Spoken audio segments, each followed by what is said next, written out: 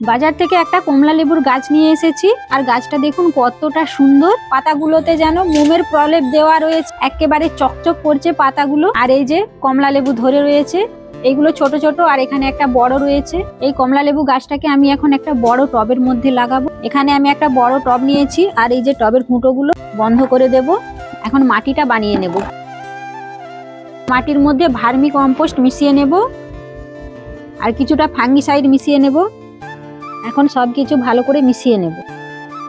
এখন টবের ভেতর নারকেল ছোবড়া দিয়ে দেব। নারকেল ছোবড়াটা ভিজিয়ে নেব। এখন যে মাটিটা বানিয়ে রেখেছিলাম সেই মাটিটা টবের মধ্যে দিয়ে দেব। গাছটা লাগিয়ে নেব। এই মাটিটা ছাড়ানোর দরকার নেই, শক্ত হলে তাহলে মাটিটা একটু ছাড়িয়ে নিলে ভালো হয়।